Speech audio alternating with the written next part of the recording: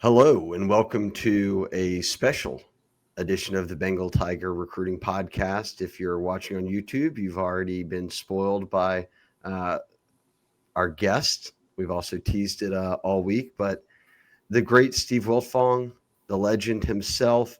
Steve, I was going to read off your title, but it's about as long as one I've ever seen. So, should we just call you recruiting expert? What do you prefer Yeah, after all door these opener, years? whatever is needed around Rivals, I'm willing to do. Just excited to be on the Bengal Tiger, talking a little LSU football recruiting. There's a lot to unpack here. There's a lot of momentum around the Tigers, the number 3 ranked team in the country, looking to get another primetime win on Saturday, be 4-0, get some things figured out for the run in October and November when it's time to play your best football. You just got done with the whip around. Everyone who doesn't watch the Wilfong whip around, you're missing out. I know recruiting fans check it out, but on the Rivals YouTube page, you'll find it on Steve's Twitter, on the Rivals Twitter. How many whip arounds are you doing a week now? 2? We do too. Unfortunately, no LSU talk this week after dominating the airwaves last week with the flip targets on campus, the top in-state 2027s, and again, just where LSU is at right now as a football program. This is one that they were primed for a bounce back year, and I think they're a team to watch, man, going into October and November. Hopefully Nussmeier continues to get healthy and play at a high level here. And then Caden Durham, we still haven't seen him really take off yet and have a signature game, but love the guys in the receiver room from Anderson to Barry and Brown. I think there's a lot of talent there, and just looking to stay healthy on defense, and make plays on that side of the ball and force more turnovers. Getting 5 interceptions over the weekend was pretty dominant, including DJ Pickett's first career interception.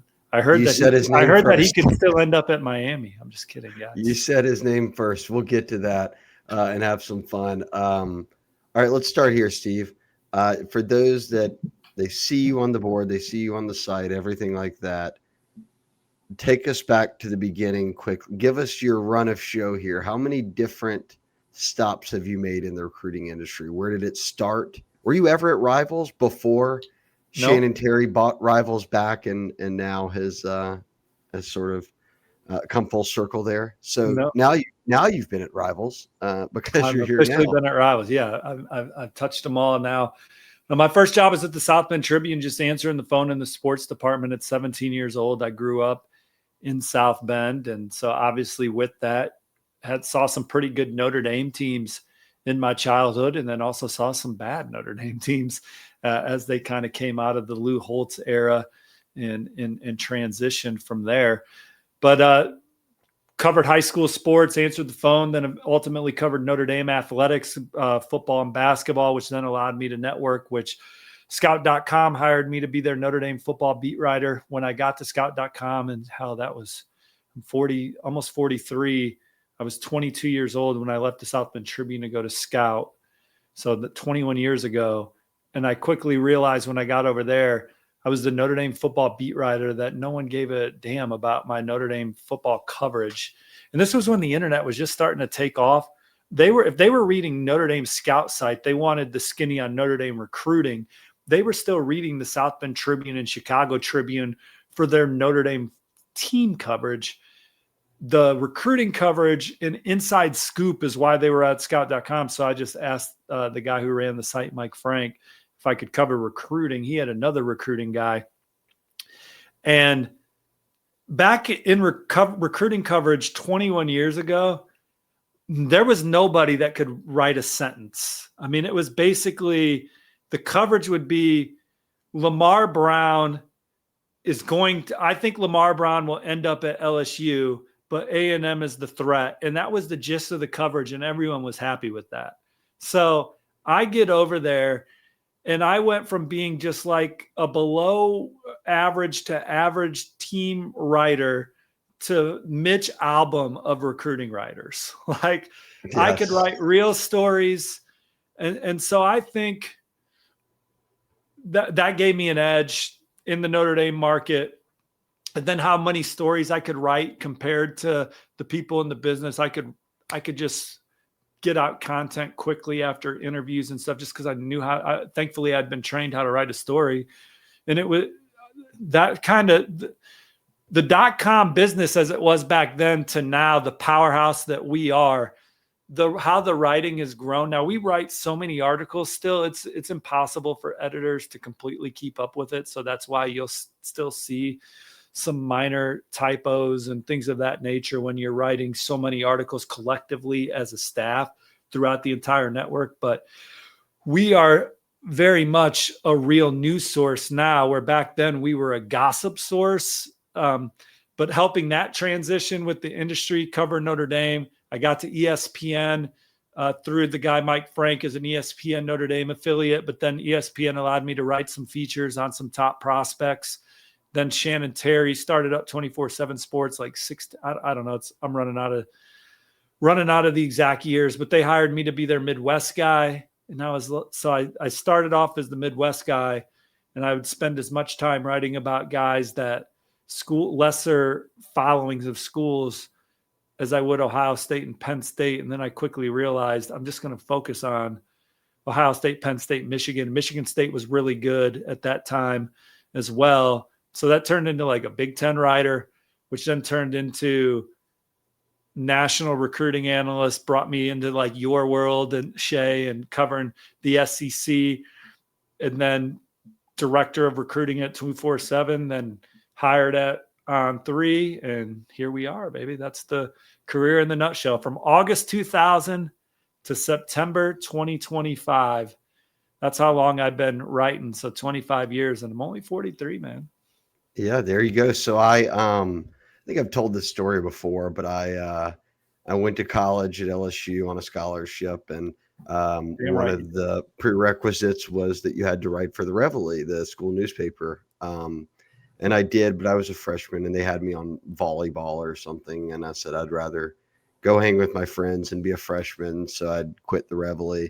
And I think that the dean had given my parents a call and said that he can't be on scholarship anymore. He's quit the paper. That was a requirement. And my roommate, shout out one of the members of the board, said, hey, tell them you'll write about recruiting. And at this time, everyone was subscribed to Rivals, right? And we were all in college, and they said, hey, look, you just call the recruits, and then we don't have to pay for it anymore. You could just tell us what they're saying. So I started doing that with David Hellman, who's had a great career growing his way up through national media coverage on the NFL side. But we sort of tag teamed recruiting in the Russell Shepard days, even before that. So this was probably 05 moving forward.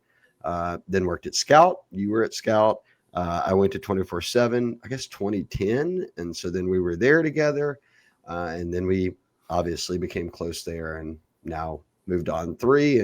And now that Shannon has gotten Rivals back, for those that haven't completely figured it out, On3 and Rivals, we work for them both. On3 covers all of the college, the transfer portal, NIL.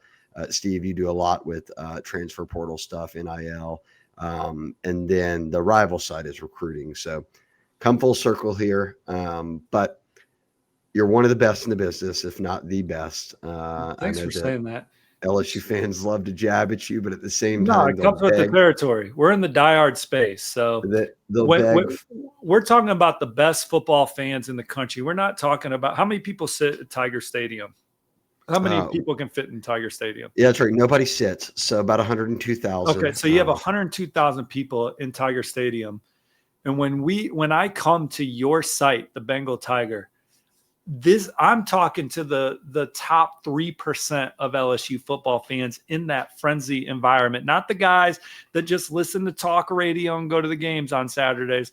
It's the guys that personally are vested in this program, follow all the recruiting, the roster infrastructure. They can name the third string guard, and they can name highlights of games that they've been to. And there's just so much passion for this football team that I understand that if I don't have the news that you want to hear, or if my intel ends up being wrong, that I am talking to a diehard sports fan. So I get it, man. As long as people are not as long as people don't make it personal, come, man, bring it, man. I'm here for the energy. I love it. Like I'm in the diehard football space, but people just think they can say whatever shit they want sometimes on the board and then hide behind a screen name. That's just not going to fly with me, but if you want to just tell me how wrong I am or how, or whatever,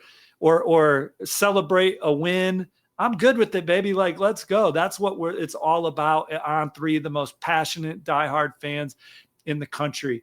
Shea, what is your best LSU like memory of a game you attended, or what's kind of that moment for you? I think most people would go to the LSU Florida game from with Matt Flynn and Hester when they continue to go for it up against Tebow on all those fourth downs. Where were you at? Here's the real story. I'd walked into the stadium. I'd snuck alcohol into the stadium as a student. I had gotten caught, kicked out. So I wasn't able to even be in there. So I was on the outsides of it for what turned out to be one of the best games of all time. But hey, I took my lick. There were still 102,000 plus in there, and they held their own. I will say though that there's small ones here and there. I look at national championships, fun, all that. I think Flynn to Demetrius Byrd against Auburn with 1 second left was one of the more memorable moments, being in Tiger Stadium and how loud it was.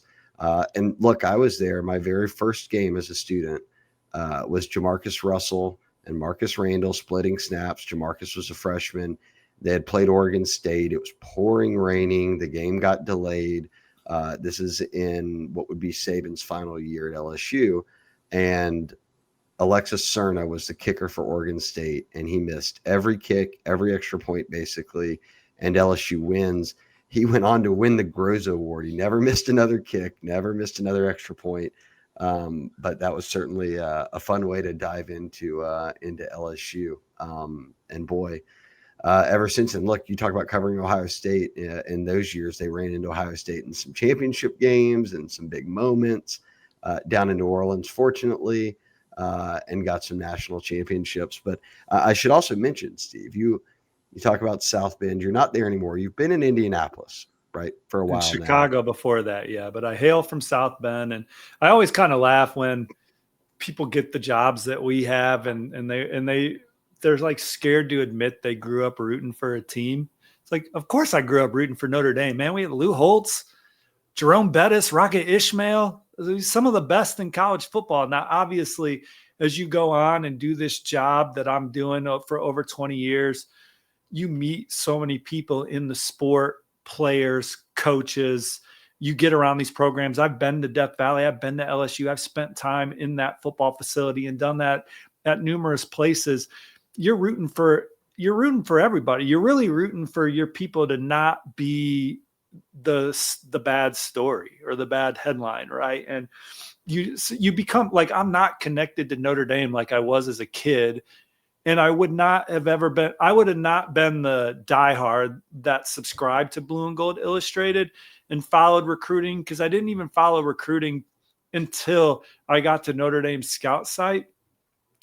But I mean, obviously, the Irish, it was a good team to root for when you're a kid growing up 10 minutes from the Golden Dome.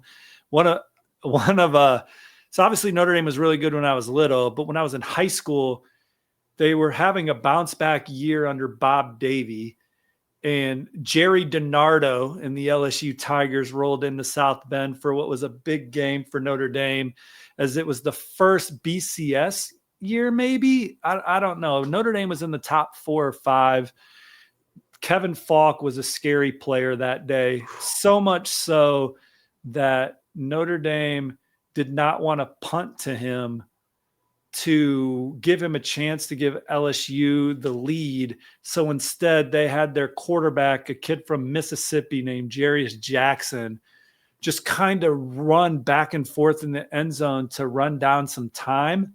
And he gets sacked and hurt. So they lose their starting quarterback because of the fear of punting to Kevin Falk. I believe Booty was in the game. I think Booty got hurt at quarterback that day. Falk was a stud. these were forgettable years for LSU and Notre Dame holistically with the tradition. But Notre Dame then went to USC the next weekend in a game they would have won most likely with their starting quarterback. They couldn't complete a pass, so they lost. And then I think they maybe played LSU again in the Independence Bowl or something like that.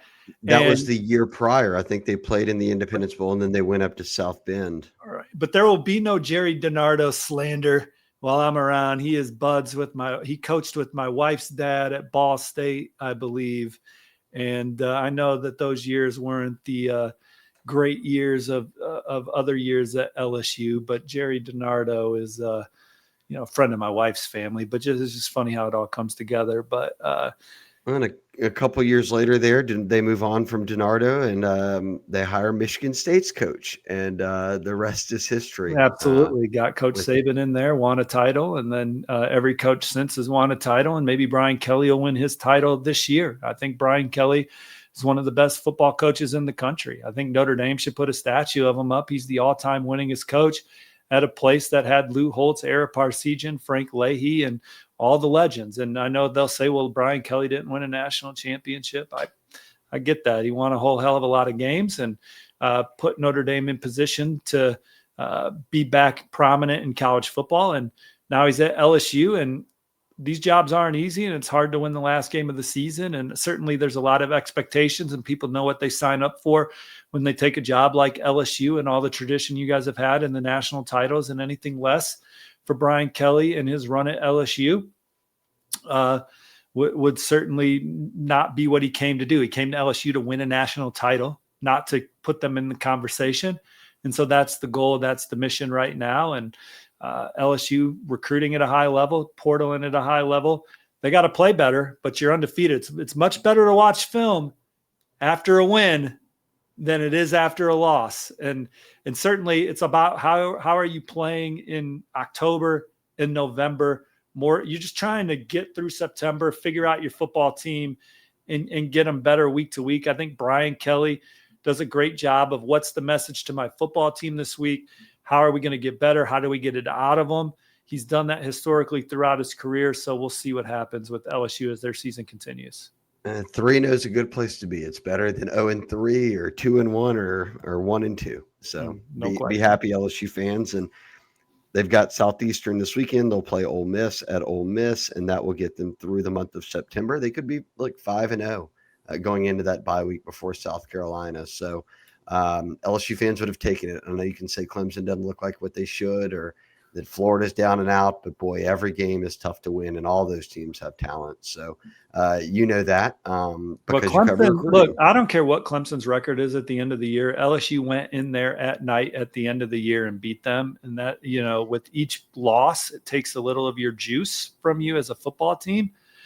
And that all adds up the other way. That was a great win for LSU in a hell of an environment to go in there and beat a Clemson team that won the ACC the year before and consistently wins the ACC. To the playoffs. I mean, exactly right.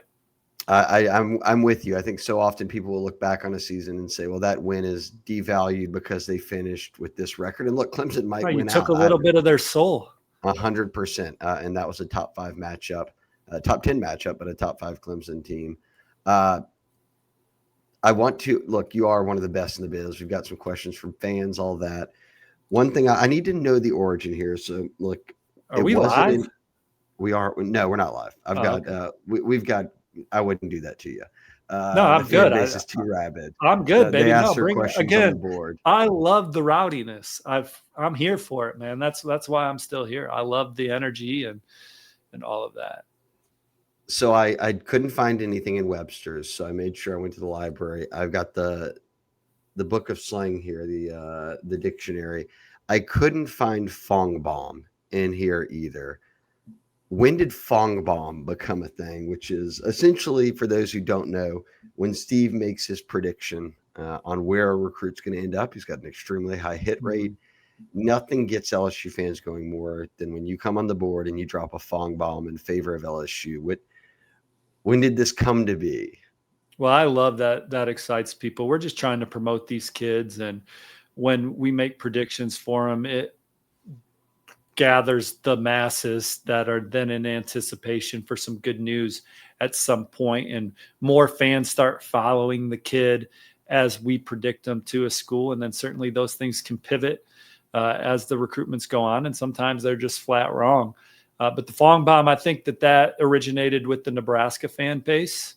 So salute. Really, we've learned something today. I did not know that. Salute to the Huskers fans that, I mean, obviously, I don't know when Shannon Terry invented the 24/7 Sports crystal ball. I think the Nebraska fans quickly, and that's a great fan base. I don't think people understand. If LSU hosted Nebraska for a home game, they would try and take over your stadium. I mean, they travel well. They're like the Raiders and the Steelers, man. I mean, how many fans they put on the road and go see these new venues? They might travel better than good or bad. They could win no games, and they've got fans on the road. I remember being in Hattiesburg in high school, and Southern Miss played Nebraska, and I think Nebraska had about 90% of the people in the stadium that day. And if you played at Nebraska, you would be treated so well as a fan. Got out there, went out to some Omaha pubs before the game. Like, the fans would treat you so great in the stadium. It's truly a special place. But their fans coined the Fong bomb first. No doubt about that. LSU fans are royalty in Omaha for baseball, so I think that could probably slide over to the football side if they were able to do a home and home at some point, which would be awesome. You know who I covered a lot when I worked at the South Bend Tribune was Paul Maneri, obviously. That's right. You've got double connections here. Yeah. So rooted for him at LSU as well. One of the winningest coaches in LSU baseball history. Now you've got Brian Kelly down here, so I guess a little bit of a Notre Dame feeding pipeline. He's got some to kids LSU. Around my age too, so knew them in South Bend at the same time. What is the when we look at this, and we'll talk some recruiting here, and Russell to Bo from the board, Jamarcus and Dwayne Bowe are two hell of a players, but yes, a good one that I think is a good tone setter. So right now, Steve, we're at this point where LSU's got nearing 20 commits. Most guys, now that there is the portal, you're balancing getting guys back on roster, the portal, and high school classes. So you're not signing 30 guys a high school class anymore like you might have done every year, 25 to 30 year over year. They'll land in the 20 range, but you talk so much, and rightfully so. Look, all these guys are the who's who about five-star Emmanuel Iannaccio, offensive tackle, KJ Edwards, the running back commit to A&M, Landon Duckworth, the South Carolina quarterback commit. We talk about receivers like Jace Matthews. You were all over the Darius Gray stuff, where LSU led for a long time, and then he ends up staying on the East Coast and committing to South Carolina. And I sort of could go on and on here. Blaine Bradford here in town is committed to Ohio State. We'll touch on him in a minute. But they asked, is there anyone else that we're just not talking about that could be a potential flip and land? And I will preface this by saying I haven't dug too deep. You probably know more than me, but there's firings going on. And I did notice that one of UCLA's decommitments mentioned LSU as a team that's kind of in the mix. He's an offensive lineman. I didn't know if you kind of had a feel for a guy out there that you would say. Yeah, Johnny Jones. I mean, I think it's obvious LSU would like to land another offensive lineman. And anytime you're talking about a Brian Kelly program, the foundation of his football team is going to be the offensive line. The way he structures his program, they're just going to get the best out of that position. And it is so important for them to have able bodies, high upside players in those positions. And so it doesn't surprise me that LSU is looking to be in the mix for Johnny Jones. I believe our colleague Hayes Fawcett reported that.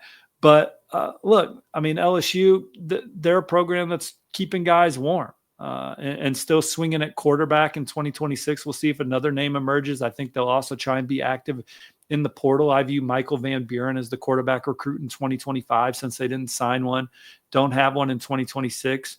Obviously, now you have Peyton Houston in 2027. But will we see another name pop up on campus at the quarterback position this fall? Will it be someone that was a high-profile recruit out of the portal at the end of this season? Those are all potential things. But KJ Edwards will he return to LSU or not? Told Sam Spiegelman he'll be back for the Texas A&M game. Probably told me 12 hours later he's not taking another visit to LSU. So if he shows up at LSU, I think that's a true tell of where they exactly stand there with KJ Edwards moving forward. And then so much of these recruitments now down the stretch, modern recruiting, infrastructure, resources, what's your threshold? How high are you willing to go? And towards the end of the season, you kind of have a better idea of what you want to do with your infrastructure and your roster, knowing that the portal's around the way. And you kind of have an idea who's going to go in the portal. I mean, you're having those conversations internally and who you're going to go after in the portal. What's your position of need? Do we want to address this with high school? Do we want to address this with portal? LSU's got a really good recruiting class right now. We know that they're going to land some elite guys out of the portal just based on what we've seen recently. They're going to be a player for some high-end guys in the portal. So that's kind of where it's at. So what's your threshold for a Manny Iheanacho right now? Right. You know, I mean, getting them on the campus is one thing, but that's a modern recruitment. I do think it'll go to the end, but Oregon's done a good job and they got a lot to flex on. And people are all, nothing annoys me more really than when someone says, oh, they just go where the biggest bag is. You don't even get to be in the conversation if you don't have a good product. You don't get to talk about your bag if you can't develop and play in the biggest games. These kids and have relationships. These kids still want to have good relationships with the coaches. They still want to play in the biggest games on the biggest stage, and they want to hear their names called early in the NFL draft. Then certainly the bag. Now, sometimes the bag is so big that it gives you a major edge, all right? But you still got to have some football to stand on. No doubt. And look, a couple of people asked that, and I've made my opinion clear. I think when you're covering guys at the LSU level, and you cover national, so you got 5 stars, all that, so often I feel like from sources, and even parents will say it after, that the pitch on the NIL side, rev share side now, anything, however you want to frame it, sort of becomes about even at the end between the top teams, I feel like. And then you're really diving into everything you said. But a couple of people asked us, they said, Steve, you deal with everybody on a national level. Do you think kids more often chase a bag and it's about they commit to a school because of the money? Or is that something that people just presume because now it's in play? No, I do think money is the difference. So more times than not. Like when you get into that final 3, money is the difference. And so it would be ignorant for any LSU fan to think that all 21 of your commits took less. No doubt. No doubt. And that is the same for every program in the country. So where did you decide to go the highest? That's ultimately decisions that Austin Thomas, Brian Kelly, and people are making internally. And there's people like that across the country. But there's no school out there that every one of their commits took less. Tristan Keys is a guy who flipped to Tennessee. A lot was made about, look, his deal with Adidas expires in December. Tennessee is a team that is an Adidas program. But then again, he had relationships there. They were always in the mix. So people sort of said, is he just going there because of Adidas? No, I think that's a factor, but I also think you have to have the relationships. You have to have the pitch of offense and the stage. Playing in Heupel's offense, playing in the SEC. So someone did ask, do you think he just flipped because of Adidas? I do not, but I'll let you chime in. Look, I don't know exactly at the very end what put Tennessee over the top. I think they took care of him and his family. Certainly, it would be ignorant to think not, but he's always loved Tennessee. He's always loved their fans and the way that they engage with him. That was something that he always highlighted, his relationship with Coach Pope over there. And again, I do think that was some modern warfare for Tristan Keys, but they had to have had a foundation to be there in the end, which is relationship, a good offense, and a program that's competitive. Do you think, someone asked this, and look, Tristan Keys flipped away. The other flip was Emmanuel Tucker. He's from New Albany. That's Ole Miss's backyard. The majority of this class now are Louisiana kids, and there's some kids from Florida like Trenton Henderson, and they've all seemed locked in. They had every commit back on campus. Deuce Gerald's picks LSU over Oregon and a number of others. His dad is from the area. They've got family here. I don't sense that LSU's big threat right now to have more guys flip. I think this class seems pretty intact. If you disagree, chime in. But a lot of people just wanted to know, look, is there anyone you would consider realistic at this stage, from Iheanacho to Edwards to any kid that's in the 26 class, Landon Duckworth, that you think LSU has a shot to flip them? Well, I think around LSU, they think they'll be in it until the end for Iheanacho and Edwards. So we'll see what happens. Look, Emmanuel Tucker told me the week before he flipped to Ole Miss that he was locked in with LSU, and this was just a visit to Ole Miss with my dad or with my family. Right. When you talk to sources around the Rebels, they felt good. So that's why when I write, I try to paint the picture of like, well, they feel good even though they're about to get screwed, Yeah. And you really don't know until it really starts to happen. And then obviously Emmanuel Tucker just wanted to stay close to home, and Ole Miss got it done however they got it done, right? And so that's recruiting nowadays. Now, thankfully, if you're LSU, your state, your backbone of your roster construction is talented. There's always going to be future NFL guys in your state, and most of them are going to play at LSU, and then it's up to you to get the best out of them when they're in college. And then LSU historically has gone into Texas and landed some great players too.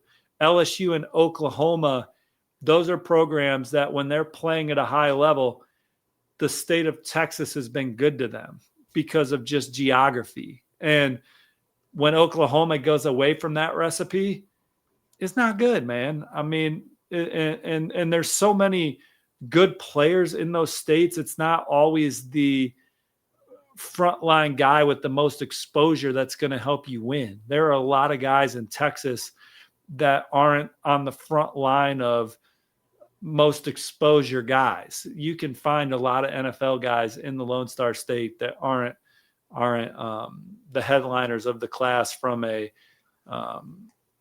ranking standpoint. Yeah. I think people often, there's so many of them you could go through, but right now, one of the richest guys in the NFL, Daniil Hunter, was not a 5-star coming out of high school. He didn't break out till later under Brick Haley in his career at LSU. And now he and Will Anderson are hell to deal with as edge rushers for the Texans.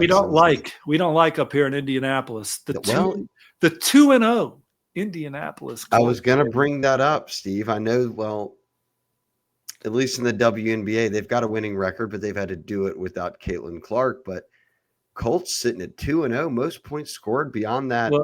Bills-Ravens nightmare game that went 100 to 101, but 2-0, and the Cubs are one of the better teams in baseball right now. And if y'all don't know, Steve's a diehard Cubs fan. So so pro sports allows me to root for teams the way you guys root for LSU. My football Fridays are exciting to just watch kids play at a high level that you write about and you report on. Football Saturdays, just so many good relationships over the course of 20 some odd years covering college football that I'm watching these games from a different lens. I always laugh when fans get so mad about a coverage of something. And I'm like, dude, I literally just talked to 2 of your coaches that didn't even bring it up. Like, they don't care, man. But I love your passion. I respect your energy. But I just talked to your OC and your linebackers coach, and they could give 2 dams about the way I covered this story. Right. But so college football is a different lens. I watch as many games as I can. I mean, I watch a couple games in the noon slot, 3:30 slot, 7 slot, and then I have the late game on while I'm wrapping up my work from the other games. So the Colts, I kind of get to vicariously live through my kids who are in 5th and 2nd grade, and we have not been good. But we go to a lot of the games, and it's fun to follow the Colts in a similar fashion that you guys follow LSU and read up on the injury reports and who's going to play and what's the matchups for the week and the NFL draft. I have my kids on video when we selected Tyler Warren, and I say we because I do contribute to season tickets. But when we drafted Tyler Warren, my kids were just so pumped about that because they watched him. So with the new recruiting calendar, which I love, they sign in early December. The Big Ten championship has been in Indianapolis for a long time, and I never was able to go because it was always a big recruiting weekend for the teams that didn't make their conference title games. But now that they moved it up, we went to our first Big Ten title game, and Oregon played Penn State. So what a great game to be at with some of the players on the field for that one. But Tyler Warren was a beast, and we needed a tight end, and we got one. Is it fun for you? Because so many LSU fans, and look, they're split. There's Cowboy fans, Texans fans, but a majority Saints. And for a long time with Sean Payton there, they wouldn't draft LSU players. But this more specific to you, you're in an area where you cover everybody. Is it how fun is it to root for the Colts and then see them grab a Tyler Warren, who you covered extensively in high school, and Michael Pittman and Jonathan Taylor? All of these guys, do you sort of sit there on draft day like, hey, look, I know about this kid's background. He's a good kid. He was good in college. I hope they go after this guy. Most of the kids that get drafted high that you know about, because there are kids that obviously make a name for themselves in college and get drafted high, and we didn't really cover them for whatever reason in high school. They were we didn't have the exposure points to them, or they just developed in college, so you didn't know them as well.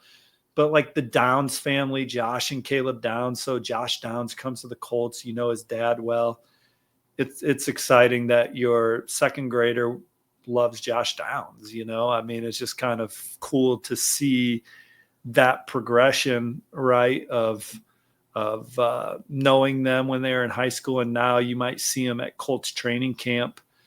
And like a guy like Will Mallory, he's a backup tight end for the Colts that played at Miami.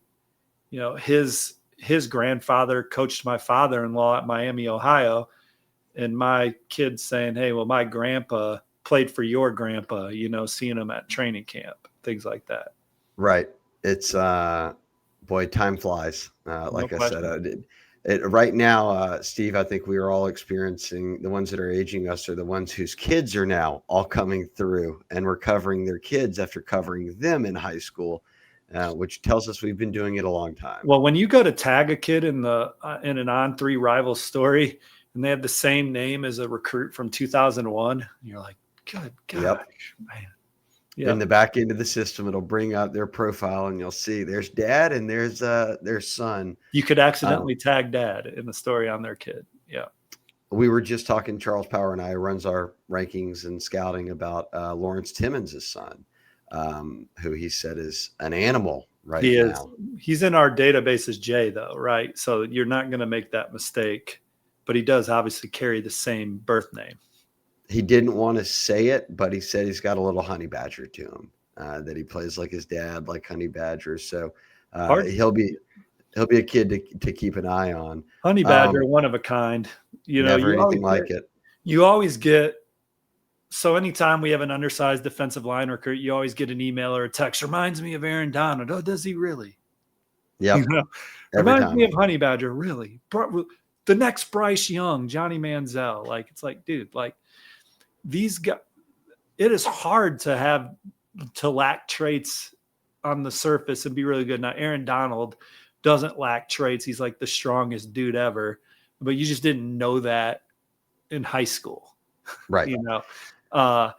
And there were schools that passed on Matthew because he didn't have the length and size that they would have wanted at that position, but then they had to play against him, Yeah, I like that, Charles. We did an interview this week, and Peyton Houston, who commits to LSU, is being recruited by Lincoln Riley. OU is heavily involved, and he's 5'10", so I asked what the player. But he's big. He's over 200 pounds. Right. It wasn't Kyler Murray. You don't jump straight to that. He went with Chris Leak, which I really liked, of like kind of a throwback to those who followed him at the Florida years, and was a hell of a player. So, well, it's just hard to compare. People don't realize not every 5'10" kid has to be Kyler Murray. Right. You could be somebody else. People don't realize how the special athlete that a Kyler Murray or a Russell Wilson is, right? That Kyler Murray was a high baseball pick. Russell Wilson was a plus baseball player. I mean, like, those guys are just unique. And then I know people are like, well, I see them, they view them as like their current NFL mode, where they're like mid-grade NFL quarterbacks. Well, there was a time where they were elite in their lives. And there's only, I mean, how many people on this planet, Steve? There's only like 6 guys in the NFL that you would consider elite quarterbacks. It's one of No the question. craziest things. No question. Sucks about Joe Burrow getting hurt. Like Oh my we're gosh. 90 minutes away from Cincinnati, so there's a lot of Bengals fans around where I live too. And just again, my kids love the NFL too, so they root for players as much as they root for teams. And obviously, Joe Burrow's everyone loves Joe Burrow.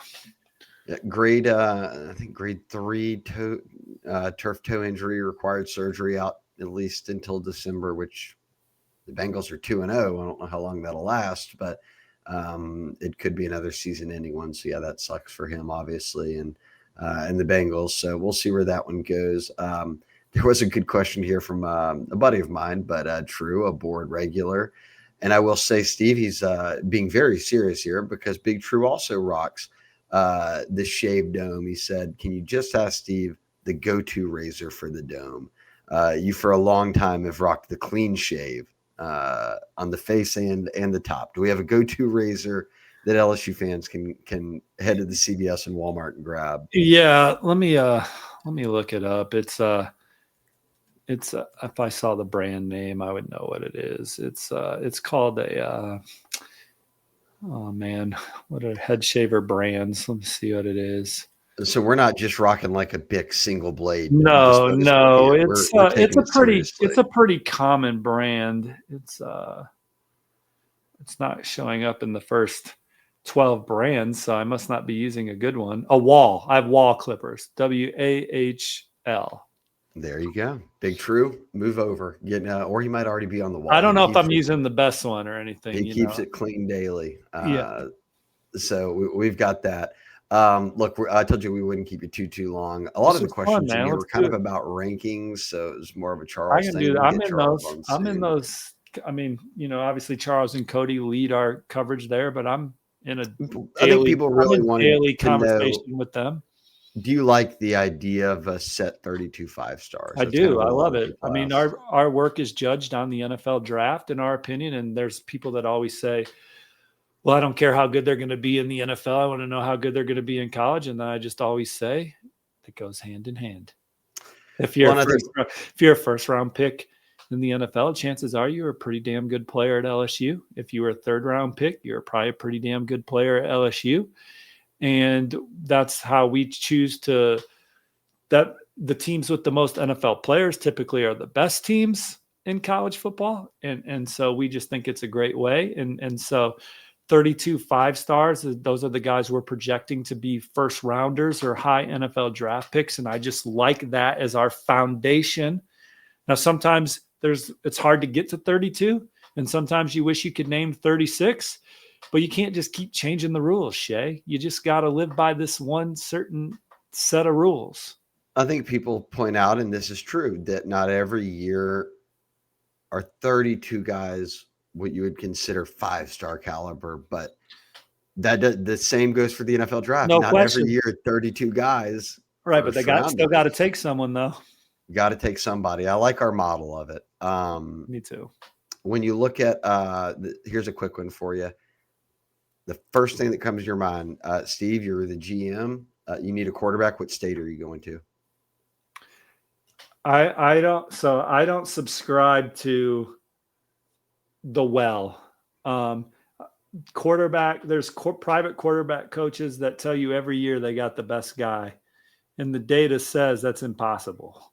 Like, you might have a good player, but the NFL draft will tell you that will tell you otherwise. But if you're making me go to a state that increases my odds of getting a good guy, Texas and California.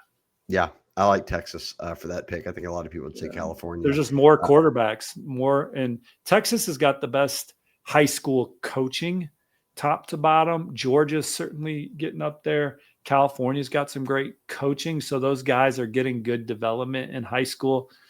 So those are the states that stand out to me. They also asked wide receiver. I'll answer that one. It's Louisiana. They are churning them out year after year, both at the college and NFL level. So, all right, I'll give you this one, Steve. Take us through the final weeks of DJ Pickett. Everyone loves to have fun with this. So the It was final weeks, Oregon, Miami, LSU, right? yeah. So the final weeks were actually my memory of it. The final weeks of summer DJ Pickett or final weeks of DJ Pickett, because there was not like obviously Miami and stuff were chipping away, but I felt like we had it. DJ Pickett was one that I was able to cross off my list of like not going to flip leading into the early signing period earlier than other elite guys. His dad just told me it's done. So thank you to. What about summer Pop. DJ So Pickett, the Summer actual Pickett, announcement? right? So Summer Pickett, I think LSU had to move it back in their favor. I think that's what happened. Now, with that being said, I think LSU led for much of his process, but I think that there were some other advantageous opportunities for schools that he liked. And then I think LSU got it back. Did I lose you? I lost your volume. No, I got you. Sorry. I was pulling double duties here. Silencing phone calls, talking. But okay. I think people just said that, think revisionist history a bit, that you weren't on LSU in the end. You were. And you and I had so many conversations behind the scenes about where that could go. And even in the days, the weeks leading up, you said, I can see this. I think it could very well be LSU. Right. I never ruled out LSU. Now, I'm not going to say I was the first in the industry to say that it pivoted back to LSU. And I didn't switch my pick just because there were just so many people following it. But I could have within the rules of flipping a pick, flipped my pick back to LSU. I knew he was going to LSU when he announced for LSU. Yes, and you came on the board and said, "I'm going to eat this pick," and but whatever, man. You get people take the pick. So people take the pick. The pick is just to alert the readers what I think. Like, good Lord, man! Like the amount. It's not like I'm sitting at the dinner table. Kelly, you got another one today, baby. Let's go. The predictions for me are exactly what they are. To tell you, the paying subscribers, what I think. The percentage, the points, dude, I just want you to know what I'm thinking. I promise you. It's not that. And I can promise everyone listening, Steve's tied in. He's hearing it from every angle. And so sometimes that slows me down too, right? I agree.